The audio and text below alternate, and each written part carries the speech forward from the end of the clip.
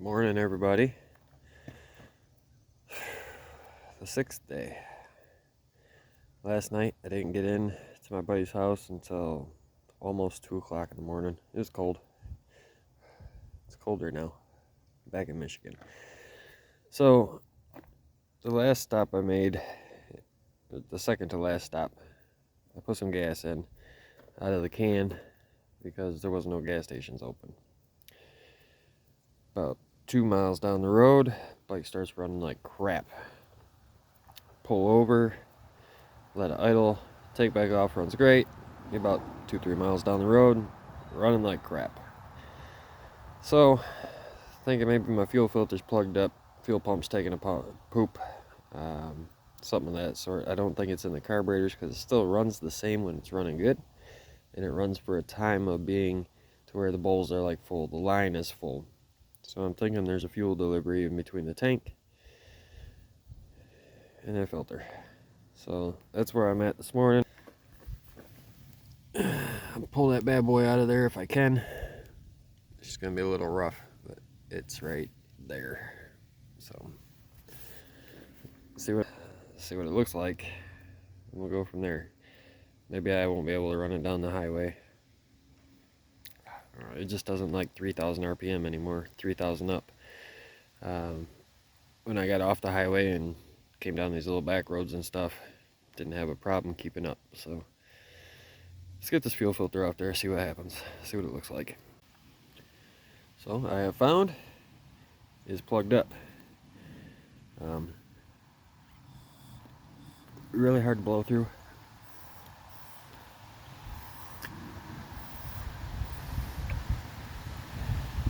Some nasty stuff there.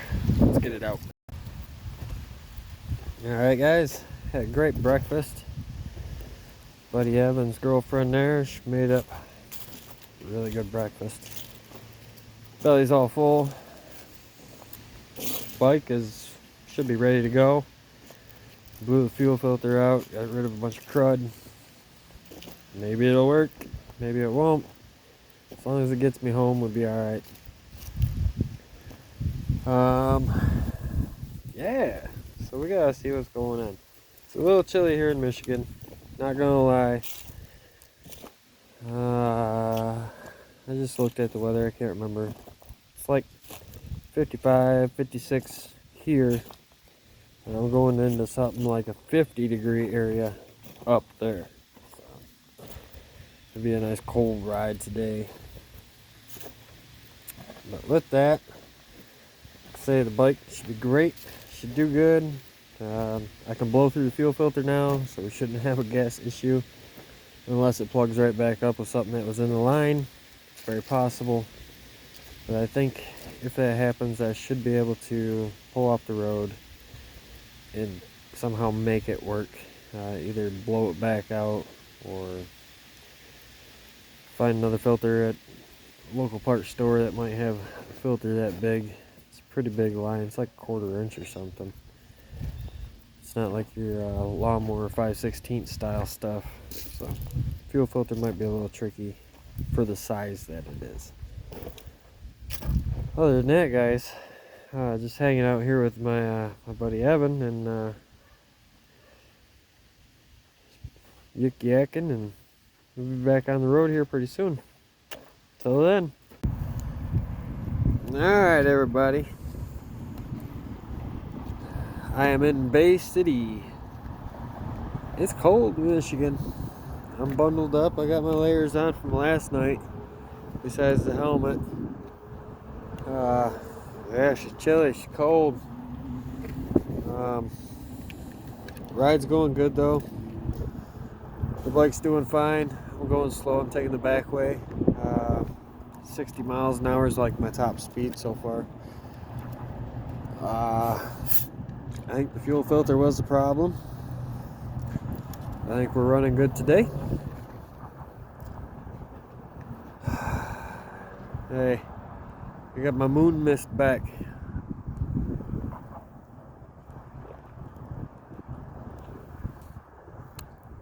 Definitely in Michigan. It almost doesn't taste right. Starting to get used to that other stuff. Dewdrop or whatever. But I just figure I'd check in with y'all. The sky's the greatest. It's pretty, but it's pretty cold. And then we're down by the water.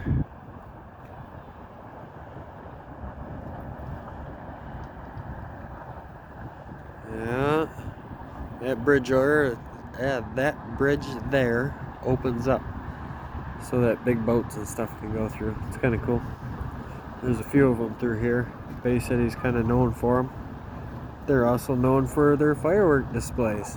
They have really, really good ones.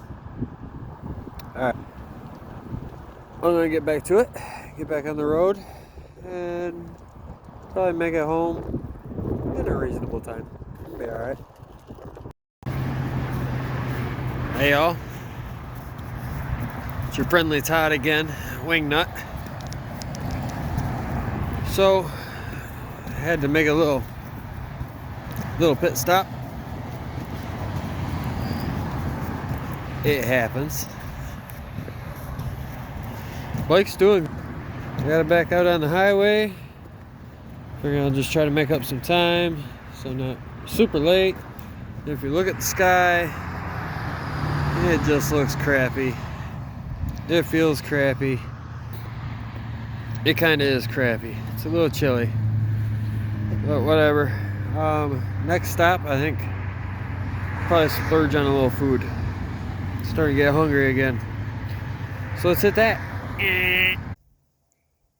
Ladies and gentlemen, boys and girls, made it home. The bike, one piece, rode perfect. Couple little noises, didn't hurt nothing. Fuel filter is probably getting half clogged up. It's probably half my fault too for putting some bad gas in it. So nothing big there, blew it out. Definitely get a new one for it because it's still pluggy, but cruised down the E-way, no problem. Did it great. Just cold. It was crappy weather today. It was cold last night, 2 o'clock in the morning.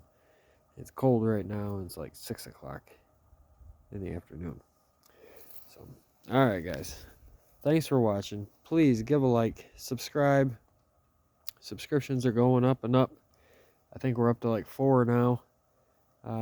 Hoping to break 5 or 6 by the end of all of this. I'll give you all an overview tomorrow about the whole trip. My thoughts on it. Although I've talked a lot about my thoughts, but I'll kind of go back through little things here and there, and I'll try to add up some miles of some sort. I'll get on Google Maps and just get a ballpark of how many miles I went. It'll probably be a little under what I did, just for bopping around town and little here's, little there's. But okie dokie. Thanks, guys. Alright, guys. Well, I'm back home, as you know. I just went through the maps, and I gotta give quite a bit for extras on my road trip time. I did make a lot of pit stops. I did went out of my way for gas stations, food, friends, all that good stuff. But general on what the map says for mileage to Nashville was 692 miles.